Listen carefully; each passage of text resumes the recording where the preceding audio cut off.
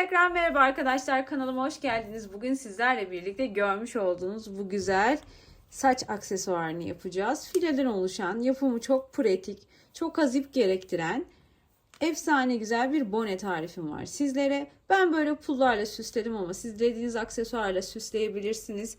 Dilerseniz süslemeden sade de kullanabilirsiniz. İstediğiniz şekilde değerlendirebilirsiniz. Bonemizi örmek için koton ip kullanıyorum. Markasının hiçbir önemi yok. Koton ip olmasına dikkat edin. Benim ipim orta kalınlıkta bir ip. Çok ince iple örerseniz küçük olur. Benim ipim dediğim gibi orta kalınlıkta. Hatta şöyle kalınlığını da göstereyim size. Pullar kullanıyorum. Şöyle beyaz renk olduğu için çok belli değil ama bunlar simli pul arkadaşlar. Bu şekilde pullarım var. Malzemelerimin linkini açıklama kısmına ekliyorum. Dilerseniz sizler de oradan temin edebilirsiniz.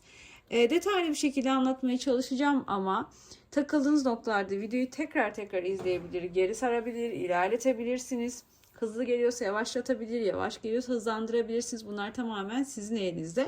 Videolarımı beğenip yorum bırakmayı ihmal etmeyin. Destekleriniz son derece önemli. Düzenli video gelmesini istiyorsanız düzenli bir şekilde videolarıma beğeni ve yorum bırakmanız gerekiyor arkadaşlar. Dediğim gibi pratik bir çalışma, rahatlıkla ilk defa örgü örecek arkadaşlarım bile yapabilecekler. Şimdi örmeye başlayalım. Evet, örgü bonemiz için malzemelerimize bakalım. Şöyle bir koton ip hazırladım. İpin markasının herhangi bir önemi yok. Koton olmasına dikkat edin arkadaşlar. Her türlü koton ip olur. 2,5 milimlikte tığ ile öreceğim. Şöyle pullar hazırladım. Pullarım hafif simli pullar. Çok soruluyor pullarımı nereden aldım. Malzeme linkini videonun açıklama kısmına ekliyorum. Oradan bakabilirsiniz. Instagram sayfamdan da paylaşıyorum. Instagram sayfamda kanalımda aynı isimde Aysha Hobi.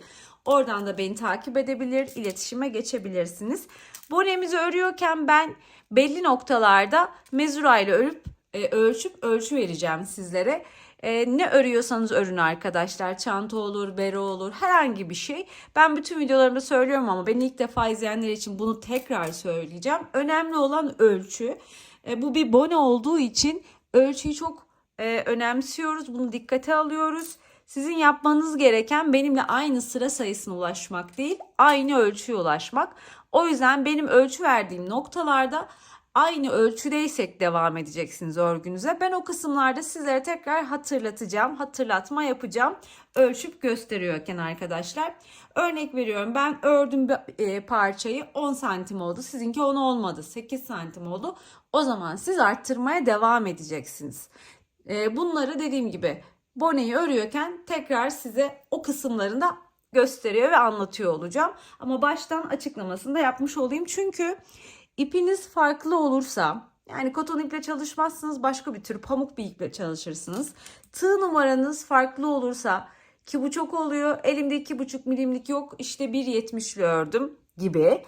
Tığ numaranız ya da ipiniz farklı olduğunda ölçüler mutlaka farklı oluyor. Daha küçük ya da daha büyük olabiliyor. O yüzden ölçüleri veriyorken ben mutlaka o kısımlarda siz de dikkat edin. Şimdi başlayalım örmeye. Bonemizi örüyorken sihirli halkayla başlayacağız. Bilmeyenler için detaylı anlatacağım. Bilenler hızlıca geçebilirler bu kısımları. İpimizi alıyoruz. Orta parmağımıza 2 defa doluyoruz. Tığımızı alıyoruz, bu ikili halkanın içerisinden görmüş olduğunuz gibi geçiriyoruz. Burası benim yumaktan gelen ip kısmım. Yumaktan gelen ipimi alıyorum. Halkamın içinden çıkarıyorum. Üstüne 1, 2, 3 tane zincir çekiyorum. Bu çektiğim ilk 3 zinciri trabzan olarak sayıyorum. Daha sonra ikili trabzan yapacağım. İkili trabzanı bilmeyenler için de detaylı anlatayım. Tığıma ip doluyorum. Halkanın içine batıyorum. İp alıp çıkarıyorum. Bakın tığımda 3 tane ilmek var. Tığıma ip alıyorum. İlk 2 ilmeğimi tığdan çıkarıyorum. 2 ilmek kalıyor. Tığıma tekrar ip alıyorum ve kalan bu 2 ilmeği tığdan çıkarıyorum. Yani tığdaki ilmeklerimi 2 defada tığdan çıkarmış oluyorum ve ikili trabzanı böylelikle yapmış oluyorum. Bakın bir daha göstereyim. Tığa ip doladım, halkaya battım, ip alıp çıkardım. 3 ilmek var. Tığıma ip aldım. Önce 2 ilmeği tığdan çıkardım. 2 ilmek kaldı. Tığa ip aldım. Tekrar 2 ilmeği tığdan çıkardım ve böylelikle ikili trabzanı tamamlamış oldum. Şimdi bu halkanın içine toplamda 16 tane ikili trabzan yapacağım arkadaşlar.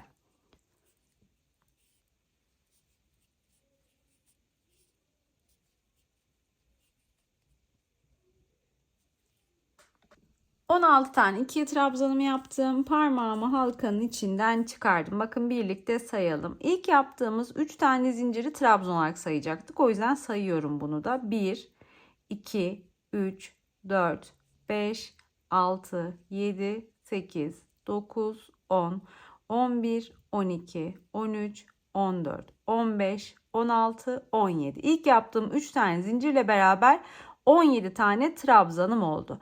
Bakın bu ikili halkanın öndeki halkasını üst dipten şöyle çektiğimde, bakın öndeki halkayı üst dipten çektiğimde arkadaki halka görmüş olduğunuz gibi kapanıyor.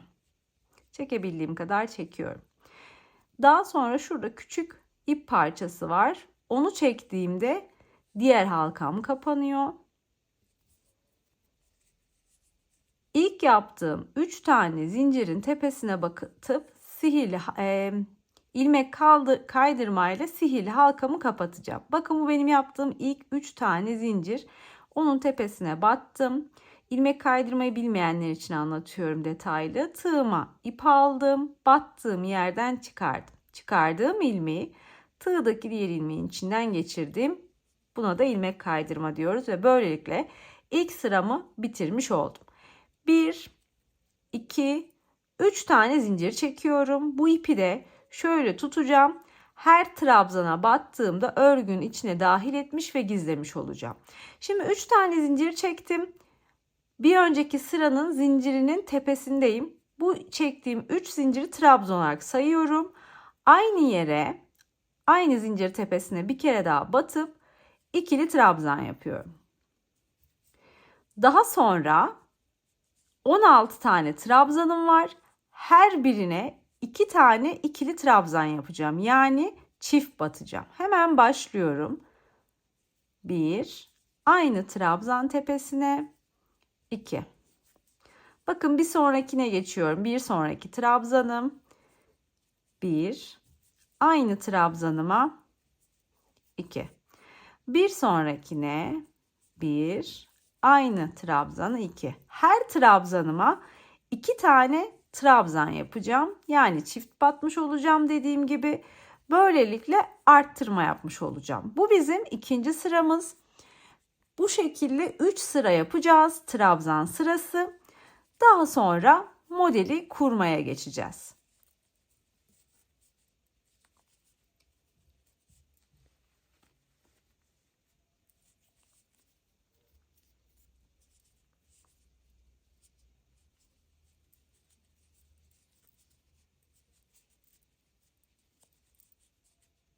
Bakın dediğim gibi ip parçasını da her trabzana battığımda örmüş oluyorum.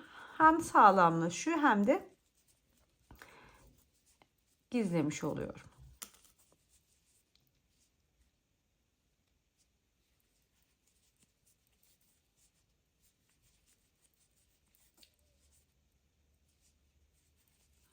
Böyle.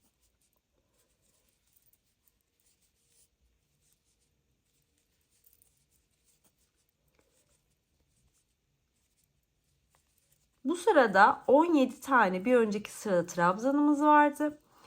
Bu sırada trabzan sayımız 34'e çıkmış olacak arkadaşlar. Sıra sonunda sayın trabzanlarınızı. Toplamda 34 tane ikili trabzanınız olması gerekiyor.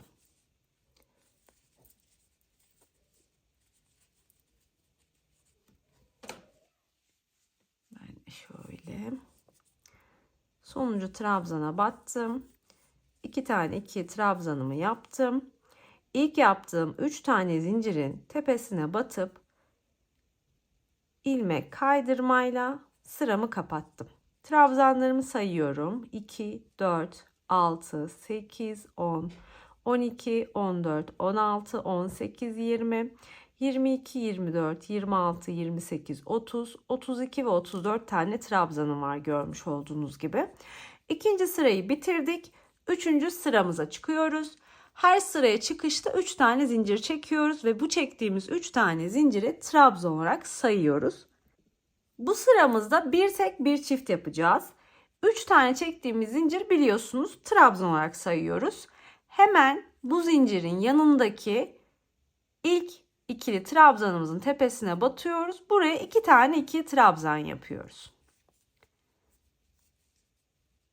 Bir tek bir çift yapmış oluyoruz. Sıra sonuna kadar hep bu işlemi tekrar edeceğiz arkadaşlar. Bir sonraki trabzana bir tane. Ondan sonraki trabzana 2 tane ikili trabzan. Bakın bir sonraki trabzana bir tane. Ondan sonraki trabzana 2 tane ikili trabzan. Bir sonrakine bir tane. Ondan sonrakine 2 tane. Bir tek bir çift işlemini sürekli tekrar edeceğiz ve bu şekilde sıramızı tamamlayacağız. Sıra sonuna kadar bir tek bir çift işlemimi tekrar ettim ve ilk yaptığım 3 tane zincirin tepesine batıp ilmek kaydırmayla 3. sıramı da bitirdim. Tekrar sizle birlikte ilmeklerimizi sayalım. Bakalım kaç tane olmuş. 1, 2, 4, 6, 8, 10, 12, 14, 16, 18, 20, 22, 24, 26, 28, 30, 32, 34, 36, 38, 40, 42, 44, 46, 48, 50 ve 51 tane trabzanımız var. Şimdi artık trabzan örmeyeceğiz. Şu anki ölçüsüne bir bakalım ne olmuş. Dediğim gibi bu bir yetişkin bonesi. Bakın şu anda 3 sırada 7 santimlik bir ölçümüz var. Siz yetişkin için örmeyeceksiniz. 6 yaşı ve 6 yaşından büyük çocuk için örecekseniz trabzanınızı 17 tane değil, toplamda benim zincir dahil 17 ya, 17 tane değil 12 tane olacak. Eğer 6 yaşından küçük çocuk için örüyorsanız da trabzan sayınız o zaman 8 olacak. Yani 6 yaşına kadar 8 tane trabzanla başlayın. 6 yaşından büyük çocuk için 12 tane trabzanla başlayın. Yetişkin için 17 trabzanla başlayın. Ama bu ördüğüm yetişkin beresini, yani çocuk için şöyle düşünün. 6'dan 12-11 yaşına kadar 12 trabzanla başladığınız olur. Ama çocuk 12 yaşından büyükse yetişkin beresi ona olur zaten. Şimdi arkadaşlar 7 santimlik ölçüye ulaştım. Siz ulaşamadınız. İpiniz daha ince ya da tığınız daha ince. Daha küçük oldu. 10 santim oldu. Bu ne anlama geliyor? Boneniz benimkinden küçük olacak. Yani kafanız olmayacak anlamına geliyor. O zaman ne yapmanız lazım? 10 santime ulaşmanız gerekiyor. Pardon, kaçtı tekrar söyleyeyim. 7 santime. 7 santime ulaşmanız gerekiyor. Sizinki 7 santim olmadı. 5 santim oldu. O zaman bir sıra daha öreceksiniz. Ama 7 santimden büyük oldu. O zaman boneniz büyük olur. Bu noktada küçültmeniz gerekiyor. 17 trabzanınızı 14'e düşüreceksiniz gibi. Yani bu ayarlamaları kendiniz yapacaksınız. Ölçerek gidin o yüzden. Koton iple örüyorsanız 2,5 milimlik tığ ile örüyorsanız bu ölçü birebir tutar. Ama ipiniz koton değil pamuksa ya da ne bileyim farklı bir ip kullanıyorsanız o zaman ölçü fark eder. 2,5 milimlik tığ kullanmıyorsanız ölçü fark eder. O yüzden 3 sıra bittiğinde 7 santimlik ölçüye ulaşmadıysanız, daha küçük olduysa bir sıra daha öreceksiniz. Peki bir sırayı ben nasıl öreceğim? Biz en son bir ör bir arttır yaptık. Yani bir tek bir çift yaptık. Bundan sonra bir sıra daha örmeniz gerekiyorsa 2 tek bir çift yapacaksınız. 2 tek bir çift sırasını tamamladıktan sonra modele geçeceksiniz. Yine aklınıza takılan bir şey olursa zaten yorumlara yazarsanız yardımcı olmaya çalışırım. Şimdi modeli kurmaya başlayabiliriz. Hemen alıyorum. 3 tane zincir çekerek 4. sırama başlıyorum. Bu çektiğim 3 tane zincirin hemen dibine, yani aynı noktaya bir tane ikili trabzan yapıyorum. Daha sonra 1 ve 2 tane zincir çekiyorum. Aşağıdan 2 tane trabzanı örmeden atlıyorum. 3. trabzanıma batıp 2 tane ikili trabzan yapıyorum. 2 zincir çekiyorum. Aşağıdan 2 tane trabzana atlıyorum. 3. trabzanıma batıp 2 tane ikili trabzan yapıyorum. 2 zincir çekiyorum. Aşağıdan 2 tane trabzana atlayıp 3. trabzanıma batıp 2 tane ikili trabzan yapıyorum. Bu sırayı hep bu şekilde tamamlayacağım arkadaşlar. Aynı işlemleri tekrar edeceğim.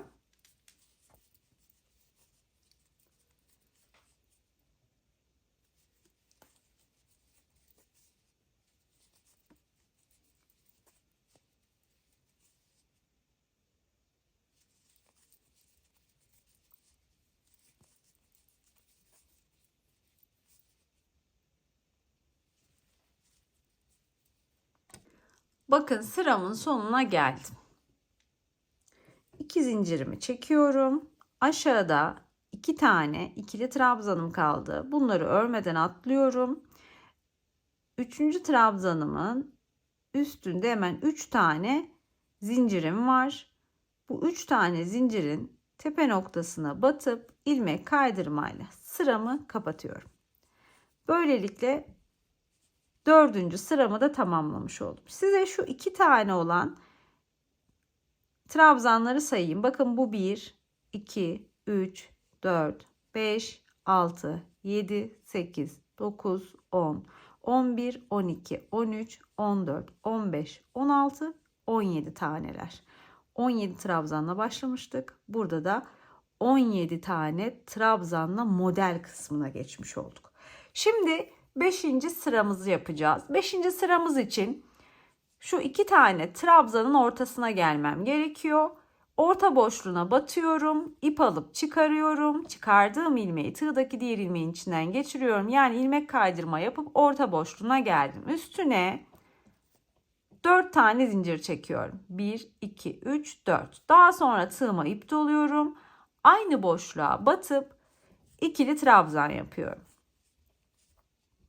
Sonra 1, 2, 3 tane zincir çekiyorum. Bir sonraki 2 tane ikili trabzanın orta noktasına batıp bir tane trabzan yapıyorum, ikili trabzan. Sonra bir zincir çekiyorum. Aynı noktaya tekrar batıp bir tane daha ikili trabzan yapıyorum. Bir önceki sırada şu 2 tane trabzanın arasına zincir çekmemiştik. Bu sırada zincir çekiyoruz bir tane. Bir önceki sırada trabzanların aralarında 2 tane zincirlik boşluk vardı. Burada o zincir sayısını 3'e çıkarmış oluyoruz. Yapalım birlikte. 1, 2, 3 tane zincir çektik. Sonraki 2 tane trabzanın ortasına battık. Önce bir tane 2 trabzan yaptık. Sonra bir zincir çektik. Aynı noktaya batıp bir tane daha ikili trabzan yaptık. 1, 2, 3 zincir çektik. Sonraki 2 tane ikili trabzanın ortasına battık. Yani ikisinin arasına battık. İkili trabzan yaptık. Bir zincir çektik. Aynı yere tekrar batıp ikili trabzan yaptık. 1, 2, 3 zincir. Bir sonraki 2 tane trabzanın arasına, yani ikisinin tam orta boşluğuna battık. İkili trabzan. Bir zincir aynı noktaya batıp tekrar ikili trabzan. Bu sıra hep bu şekilde ilerleyecek arkadaşlar. Ve her sırada bu şekilde arttırmalar yaparak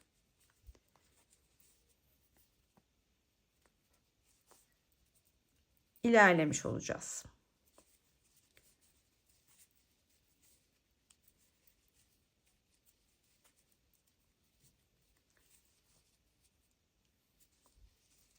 Video size yavaş geliyorsa hızlandırabilir, hızlı geliyorsa yavaşlatabilirsiniz. Dilediğiniz yerde duraklatabilirsiniz. Bu tamamen sizin elinizde arkadaşlar. Eğer telefonla izliyorsanız istediğiniz kısımlarda ekran görüntüsü de alabilirsiniz.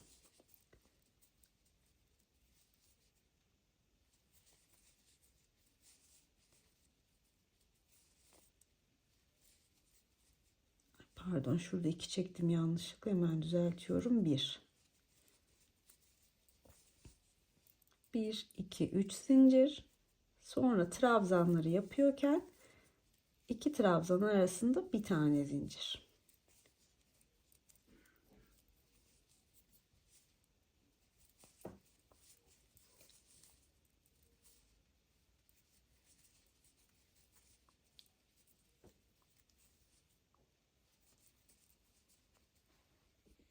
Sıramın sonuna geldim. 3 tane zincirimi çektim. İlk yaptığım 4 tane zincirin 1, 2 ve 3. Üçüncüsüne batıp ilmek kaydırmayla 5. sıramı tamamlamış oldum.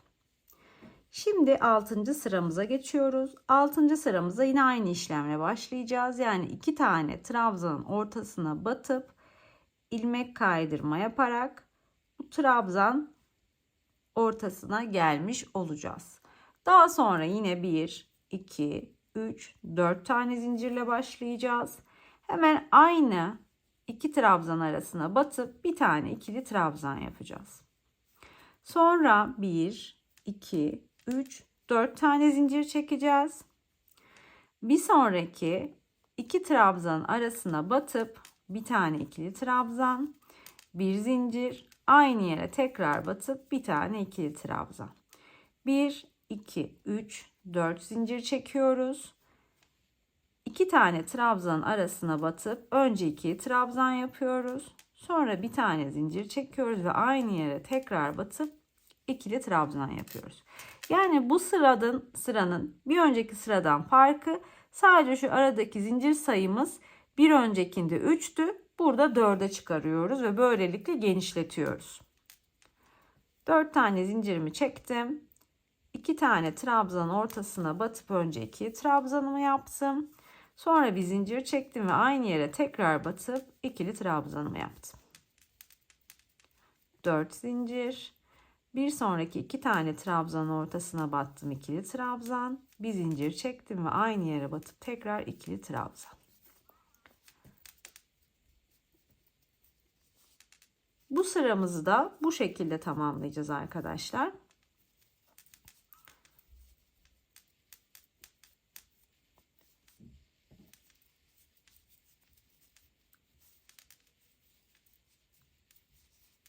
Bir, iki, üç, dört. Bakın böyle.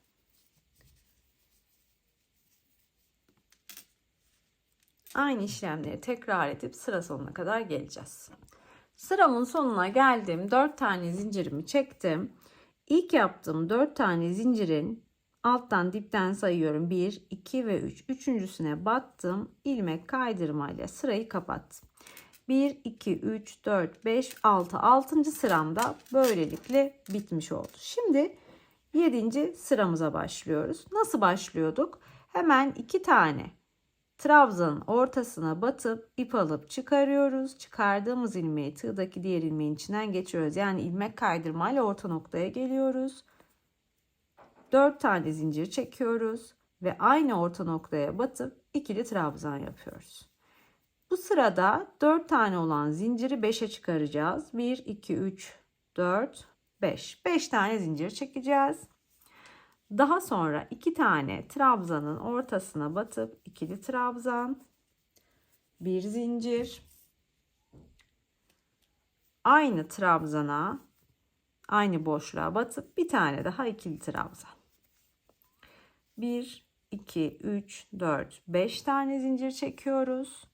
2 tane trabzanın ortasına batıp ikili trabzan yapıyoruz. Sonra bir zincir çekiyoruz ve aynı boşluğa batıp bir tane daha ikili trabzan yapıyoruz. Bu sırayı da bu şekilde tamamlayacağız arkadaşlar. Bundan sonra bir ölçelim. Ondan sonra ölçümüzü aldıktan sonra da arttırmalara devam edecek miyiz? Yoksa arttırmaları bitirecek miyiz? O kısma bakacağız.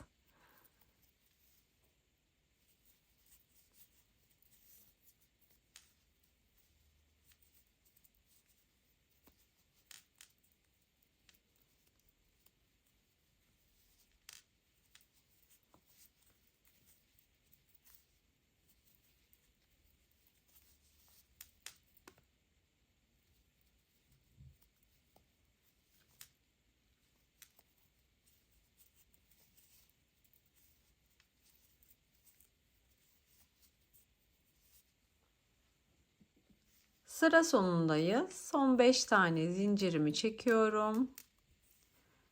Sayıyorum. 1, 2, 3. Üçüncü zincire batıp ilmek kaydırmayla sırayı kapatıyorum.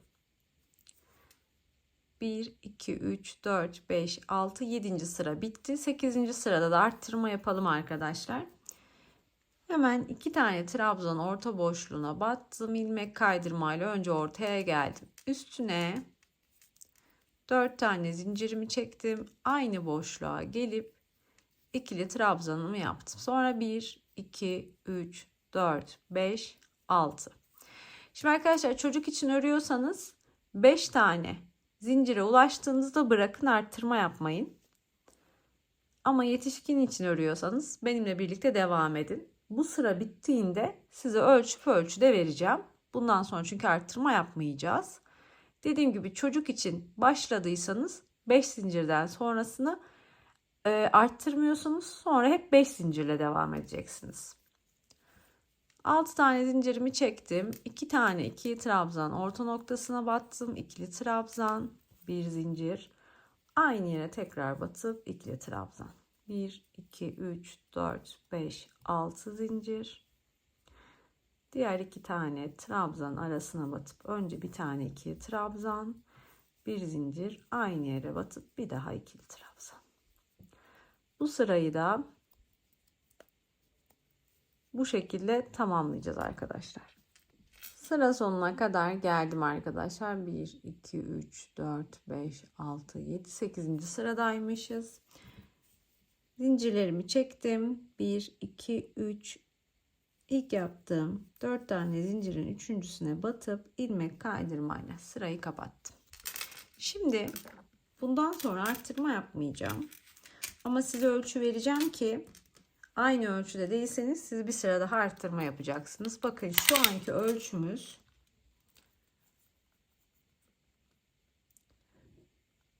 17 santim arkadaşlar. 17 santim yeterli. Ama sizinki 17 santim değil de 15 ya da 16 santimse bir sıra daha arttıracaksınız. Yani 6 tane zincirli bitirdim ya ben. Siz bir sonraki sırada 7 tane zincir çekeceksiniz ve bir sıra daha arttırmış olacaksınız. Yani şu aralardaki zincir sayısını arttırdığınızda genişletmiş olacaksınız. Burada 6 zincir, bir sonrakinde 7 zincir yapabilirsiniz. Diyelim ki sizinki daha büyük oldu. Yani benim şu anda ölçüm 17 santim ama sizinki 18-19 oldu. O zaman çok büyük olmuş demektir. O zaman ne yapacaksınız? Bu bir sırayı sökeceksiniz. Yani 6 zinciri hiç yapmayacaksınız gibi. Şu aradaki zincir sayısını arttırıp azaltırsanız ölçünüz değişir. Kısacası özeti bu arkadaşlar. Başlangıçta da yetişkin ve çocuk için kaç tane trabzanla başlamanız gerektiğini de söyledim. Bundan sonrası size kalıyor. Ben şimdi arttırmaları bitirdim. Bundan sonra arttırma yapmayacağım. Birkaç sıra böyle arttırma yapmadan öreceğim. Daha sonra istediğim uzunluğa geldiğimde bonem uç kısmını yapıp bitireceğim. Size zaten göstereceğim. Şimdi bir sonraki sıraya geçiyorum. Nasıl başlıyordum? Her zaman aynı başlıyorum. 2 tane trabzan arasına batıp önce ilmek kaydırma yapıyorum. 4 zincir çekiyorum ve aynı boşluğa 2 trabzan yapıyorum. Hep model kısmında başlangıcımız aynı. Hiç değişmiyor. Dediğim gibi artık zincir sayısını arttırmıyorum. 6 tane zincirimi çekiyorum. Bir sonraki trabzan orta boşluğuna batıp trabzan, bir zincir ve aynı yere batıp tekrar ikili trabzan. 1, 2, 3, 4, 5, 6 zincir. 2 trabzan arasına batıp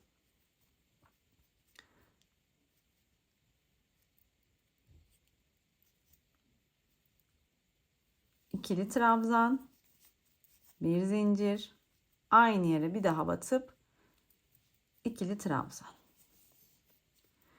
1, 2, 3, 4, 5, 6 zincir. 2 tane trabzan arasına batıp ikili trabzan, bir zincir ve aynı yere batıp ikili trabzan. Dediğim gibi şu 8. sırayı aynı şekilde 9'da, 10'da, 11'de tekrarlayacağım. Yeterli görürsem bırakacağım. Görmezsem tekrarlamaya devam edeceğim. Ben şimdi öreyim.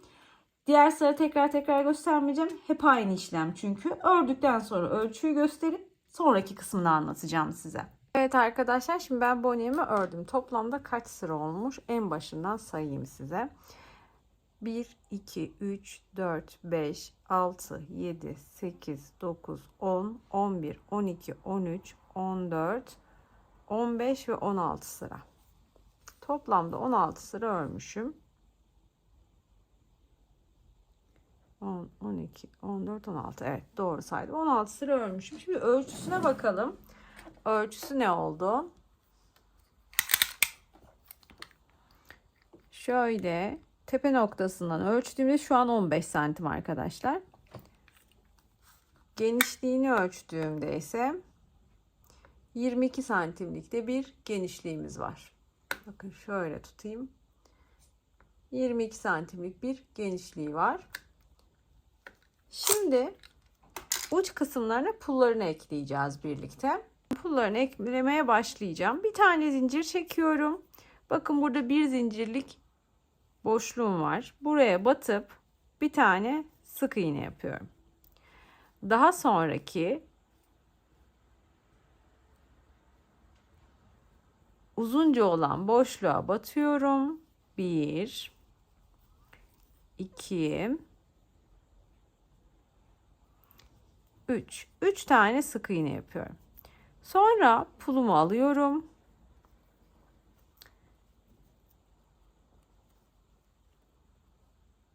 Tığımdan geçiriyorum ve şu kısmı şöyle detaylı göstereyim. Bakın pulumu aldım. Pulu tığdan geçirdim. Tekrar boşluğa battım. İp aldım, çıkardım. Tığıma ip aldım. Bakın 2 ilmek var ve ortada da pulum var. Hepsini tek seferde tığımdan çıkardım. Yani pulla birlikte sık iğne yapmış oldum. O 4. sık iğnemdi. Sonra 5. sık iğnemi ve 6. sık iğnemi yapıyorum. Pulları şu uzunca görünen boşluklara dahil edeceğim. Bir zincirlik kısma bir tane sık iğne yapıp orayı direkt geçiyorum. Daha sonra yine uzunca 6 zincirden oluşan boşluğumuza batıyorum. 1 2 3 tane sık iğnemi yapıyorum. Pulumu alıyorum. Bakın tığımda bir tane ilmek var.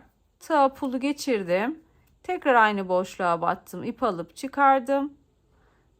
2 tane ilmeğim var. Ortalarında da pulum var. Tığımı aldım ve pul dahil hepsini tek seferde tığımdan çıkardım. Yani yine sık iğne yaptım. Sonra 5. sonra da 6. sık iğnemi yaptım. 3 tane sık iğneyi yapıyorum. 4. sık iğneyi pulla birlikte yapıyorum. Daha sonra 5 ve 6. sık iğneyi yapıp bitiriyorum. Sonra bir zincirlik boşluğa geliyorum. Direkt ortasına batıp bir tane sık iğne yapıp burayı geçiyorum. Sonra yine aynı işlemler. 1 2 3 tane sık iğne. Pulumu aldım. Tığımda bir ilmek var. Pulumla tığa geçirdim. Daha sonra boşluğa batıp ilmek alıp yani ip alıp çıkardım. Ve bütün ilmeklerimi tığımdan tek seferde çıkararak sık iğnemi yapıyorum. Daha sonra 2 tane daha sık iğne yapıp bitiriyorum. Yani toplamda 6 tane sık iğnem oluyor. Bir zincirlik boşluğa batıyorum. Bir tane sık iğne yapıyorum. 6 zincirlik boşluğa geliyorum. 1 2 3 tane sık iğnemi yapıyorum önce. Sonra pulumu alıyorum. Tığıma geçiriyorum. Sonra aynı boşluğa batıp ip alıp çıkarıyorum. Tığımda bir ilmek, pul ve bir tane daha ilmek var. Tığıma ip alıyorum ve bu tığdaki ilmeklerin tamamını pul dahil tığımdan çıkarıyorum. Yani sık iğnemi, 4. sık iğnemi pulla birlikte yapmış oluyorum. Sonra boşluğa batıp 5. sık iğne, boşluğa batıp 6. sık iğneyi yapıp tamamlıyorum. Tamamını bu şekilde yapacağız arkadaşlar. Bakın böyle pullarımız olacak. Pul sıklığını kendiniz ayarlayabilirsiniz. Ben bir zincirlik kısımlara bir tane sık iğne yapıp dediğim gibi şu 6 zincirlik uzunca boşluklara pullar ekledim ama bir tanesine pul yapıp bir tanesine yapmayabilirsiniz. Aralıklı da yapabilirsiniz. Bu tamamen sizin tercihiniz. Dilediğiniz şekilde pullarınızı dahil edebilirsiniz örgünüze.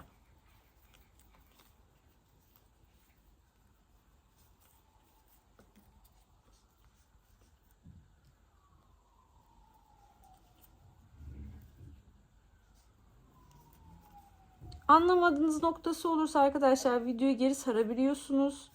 Hızlı gelirse yavaşlandırabiliyorsunuz. Yavaş gelirse hızlandırabiliyorsunuz. İstediğiniz noktalarda telefonla izliyorsanız ekran görüntüsü alabiliyorsunuz. Yani bütün kolaylıkları mümkün. Hepsi de sizin elinizde. Ben şimdi tamamına pullarımı dahil edeyim. Son halini size göstereyim.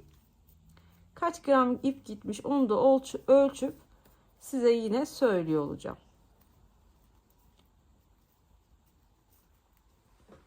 Evet arkadaşlar, bakın bitirdim. Son sık iğnemi yaptım. İlk yaptığım sık iğnenin tepesine batıp ilmek kaydırmayla kapattım. İpimi kestim. Şimdi ipimi birkaç tane sık iğnenin arasından geçirip düğüm atıp gizleyeceğim. Hem de sağlamlaşmış olacak. Bonemiz şu an tamamen hazır. Çok pratik bir bone oluyor arkadaşlar. Dilediğiniz şekilde süsleyebileceğiniz bir çalışma. Ben böyle pullarla süsledim ama siz farklı şeylerle de süsleyebilirsiniz. İncilerle süsleyebilirsiniz. Başka şeyler yapabilirsiniz. Yani tamamen hayal gücünüze kalıyor.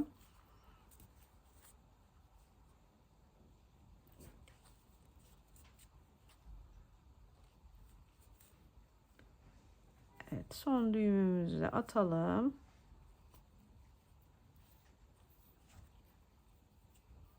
Sonra da bitirmiş olalım.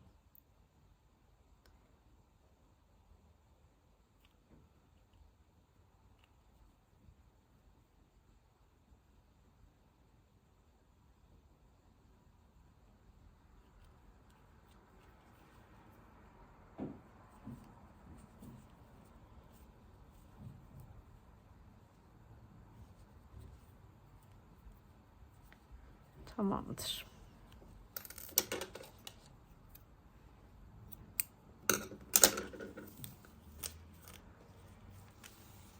Şu güzelliğine bakar mısınız? Şahane oldu.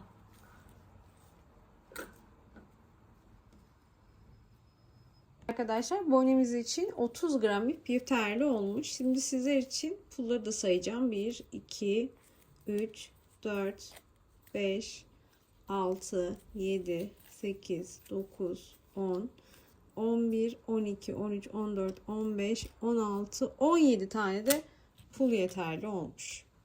Evet, aklınıza takılan bir şey olursa yorumlara yazabilirsiniz. Kanalıma abone olup videolarımı beğenmeyi ihmal etmeyin. Instagram sayfam dediğim gibi bu kanalla aynı isimde, Aysha Hobby. Gerçekten çok güzel, çok şık bir bone oldu. İstediğiniz şekilde süsleyip değerlendirebilirsiniz. Küçük yapmak isterseniz de videonun içerisinde zaten detaylı tarif ettim. Sonraki videolarımda görüşmek üzere. Hoşça kalın.